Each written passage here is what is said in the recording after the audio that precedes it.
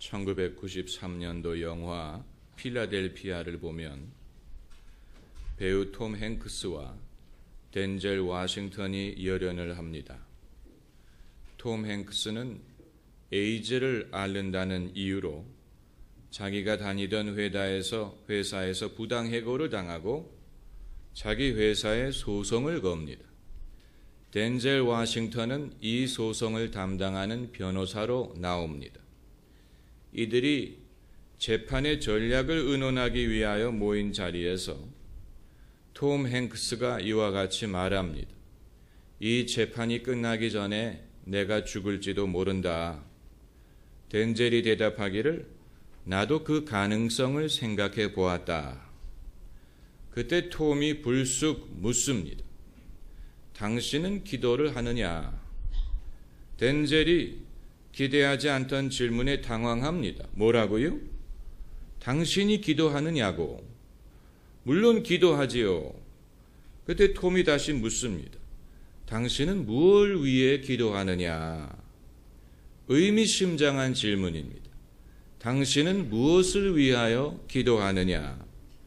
톰이 이것을 물어본 이유는 같이 기도해 주겠다라는 뜻은 아닌 줄로 압니다.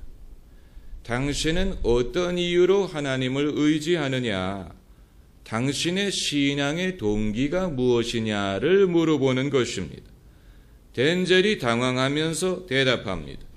나는 우리 애가 건강하기를 기도하고 우리 집사람이 둘째를 순산하기를 기도하고 또 우리 야구팀이 이기기를 기도한다. 물론 이 기도 제목이 덴젤의 기도 제목의 전부라고는 말할 수 없습니다. 우리 모두에게는 남에게 말할 수 없는 나만의 기도 제목이 있습니다. 참회 기도 시간에 하나님과 나만이 하는 기도를 드리듯이 하나님과 나만이 하는 기도 속에 우리 영혼의 목소리가 담겨 있습니다. 제가 남성 셀이든 여성 셀을 신방할 때 성도들이 적어내는 기도 제목을 보면 보지 않아도 뻔합니다. 대동소이합니다. 대부분의 성도들이 가정의 평강을 위해서 기도하고 또 가족의 건강을 위해서 기도하고 생업의 번창을 위해서 기도하고 자녀의 미래를 위해서 기도합니다.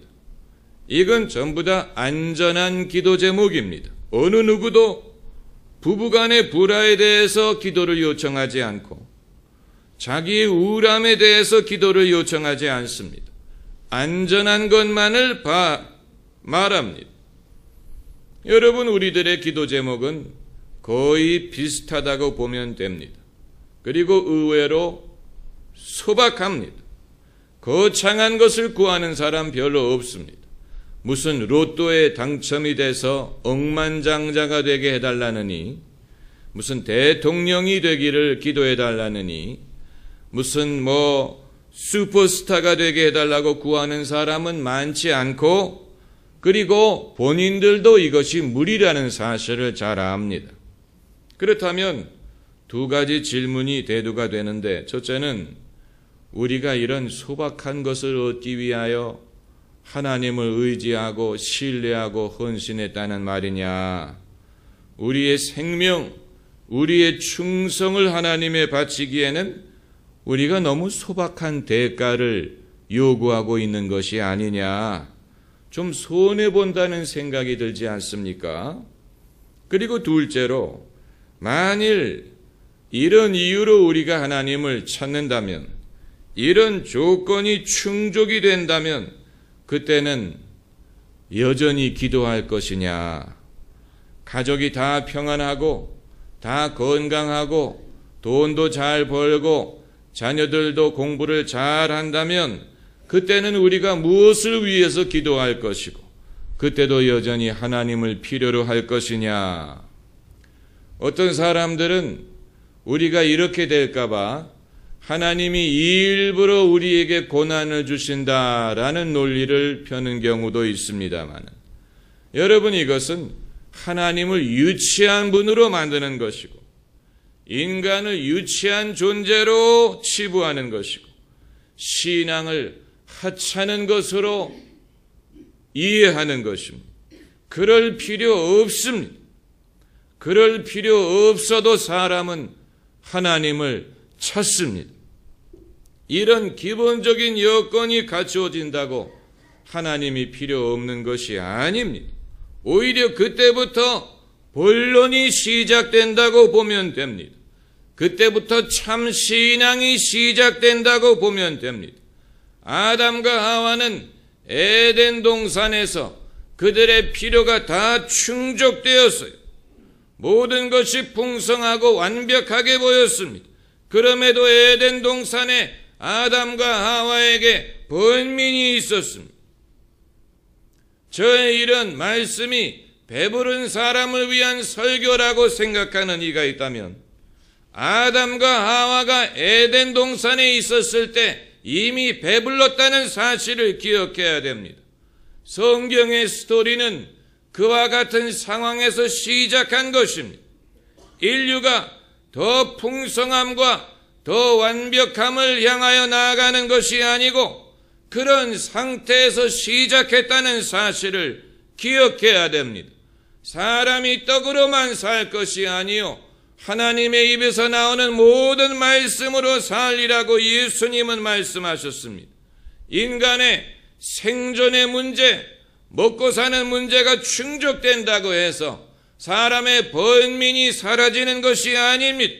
사람은 여전히 불안하고 고독하고 부끄럽습니다. 여전히 응답되지 않는 문제가 있습니다. 고등 종교의 질문이 바로 그것입니다. 모든 것을 가진 사람은 무엇을 위하여 기도할 것이냐? 여전히 인간에게는 어떤 문제가 있느냐? 여기에 대해서 진지하게 생각해 보지 않는 사람은 아직 미신적인 신앙을 갖고 있다고 밖에는 말할 수 없는 것입니다.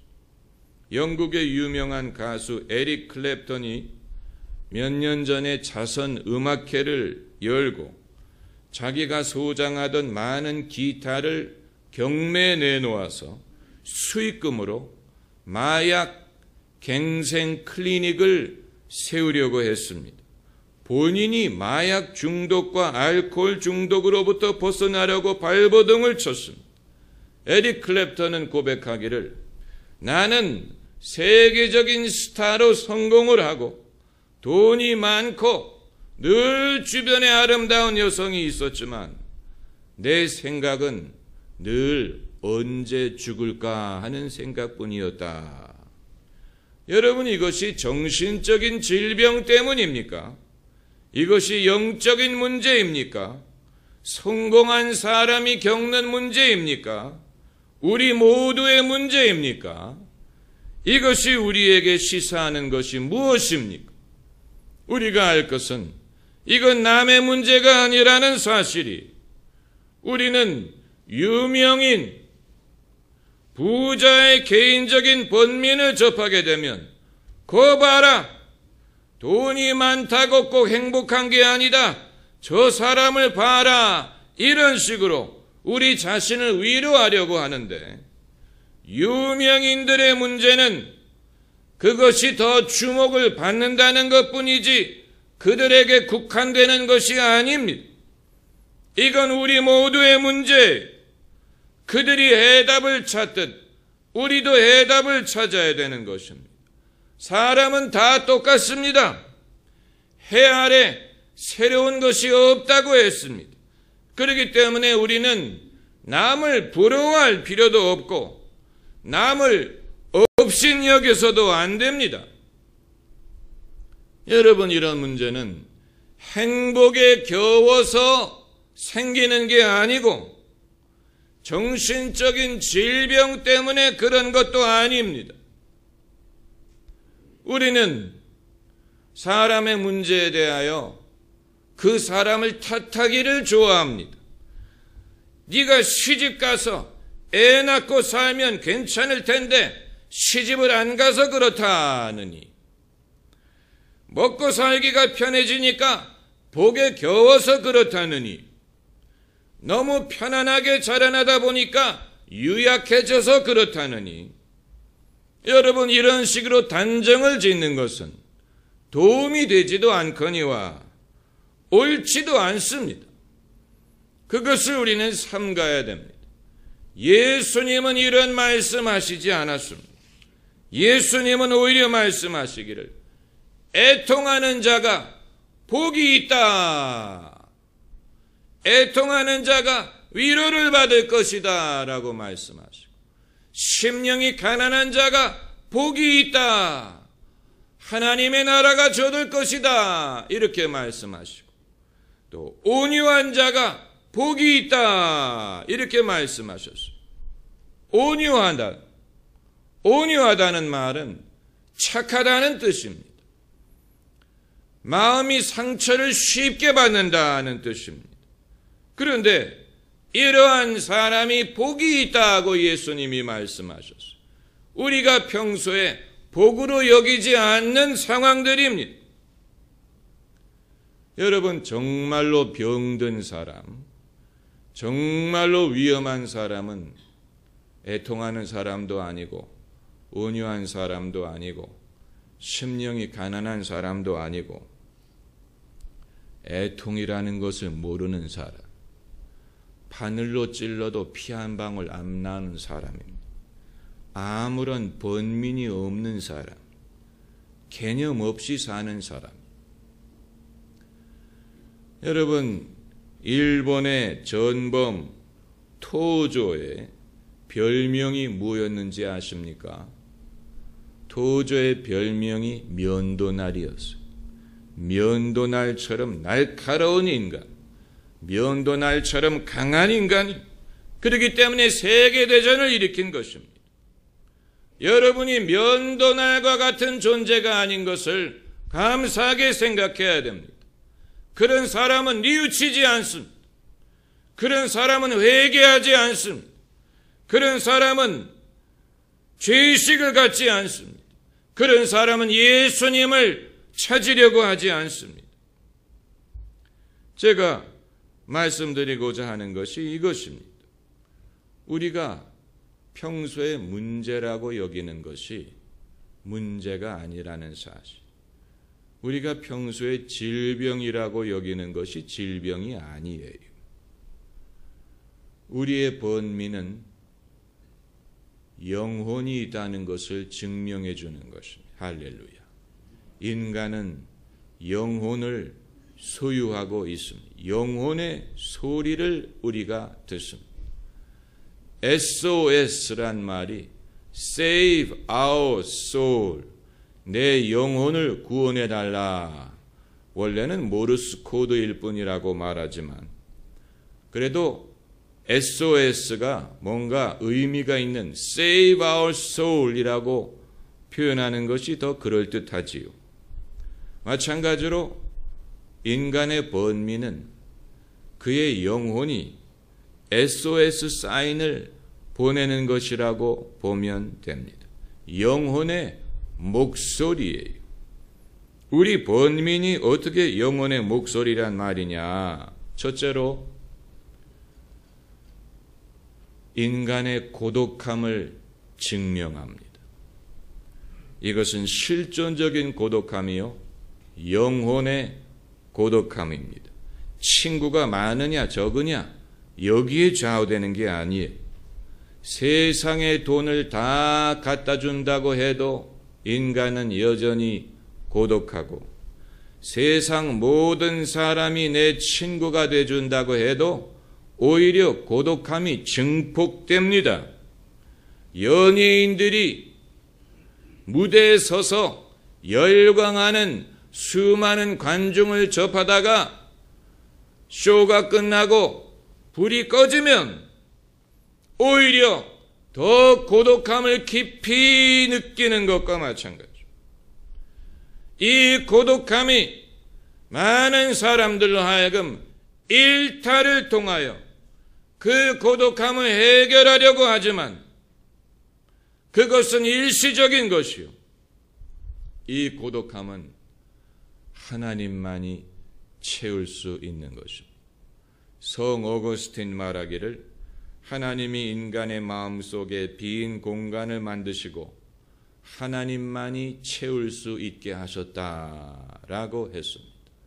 그러므로 인간의 고독함은 하나님을 찾는 고독함입니다.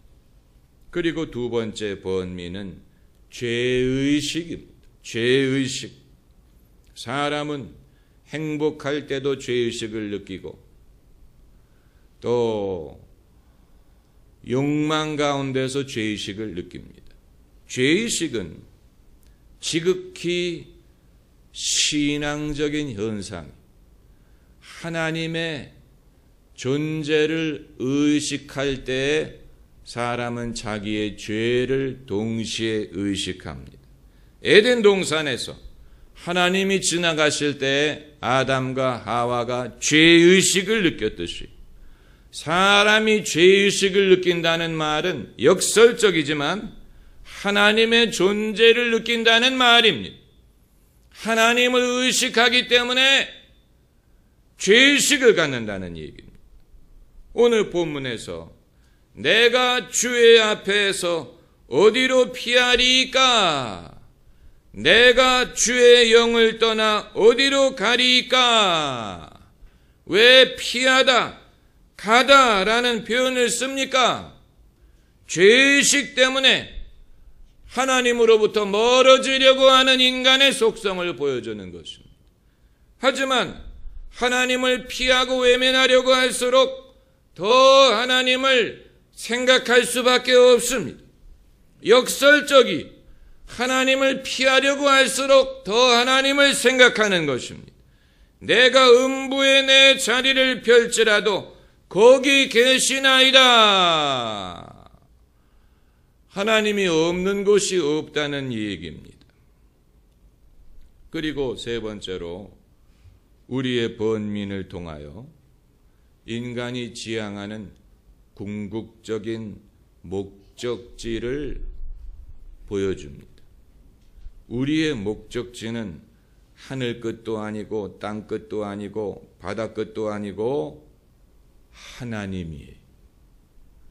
모든 사람이 궁극적으로 추구하는 것은 하나님이 모든 학문, 예술, 문학, 탐구의 끝은 하나님이에요.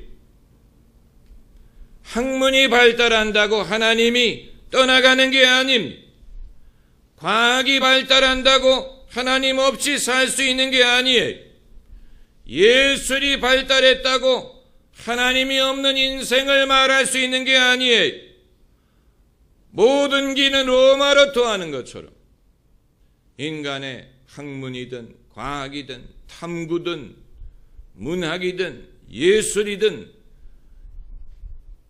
심지어 운동이든 모든 것은 결국 하나님을 가리키고 사람으로 하여금 하나님으로 나아갈 수 있도록 하는 것입니다. 그 성향을 보여주는 것입니다. 내가 주를 떠나 어디로 가리까? 이 사실을 일찍 깨닫는 사람이 지혜로운 사람입니다. 그래서 에릭 클랩턴의 노래 중에 Presence of the Lord, 주님의 임재라는 곡이 있는 것이 그것을 보여주는 것입니다. 이건 찬송가는 아니지만 본인의 고백을 담은 노래. 주님의 임재, 하나님의 임재를 떠날 수 없는 인간의 모습이, 우리가 왜 천국을 본향이라고 부릅니까? 한 번도 가본 적이 없는데 어떻게 그것이 본향이 됩니까? 그러나 우리가 궁극적으로 가야 할 목적지이기 때문에 천국을 본향이라고 부르는 것이고, 이 세상이 우리의 집이 아니고 우리는 이 세상의 나그네요, 객에 불과하기 때문에 그런 것입니다. 이 세상에서 아무리 돈을 벌고 아무리 유명하고 아무리 정착을 하더라도 이 세상은 우리의 집이 아니요. 우리는 결코 이 세상에 완벽하게 적응할 수 없습니다. 이 세상에 사는 동안에는 손님처럼 느낍니다. 생소하고 맞지 않는 부분이 있고 적응할 수 없는 부분이 있는 것은 당연한 것입니다. 왜냐하면 우리의 본향은 이 세상이 아니고 하나님 계신 곳이기 때문에 그곳으로 가는 것이고, 천성을 향해 가는 성도들아, 앞길의 장애를 두려 말아라. 할렐루야. 기도하십시다.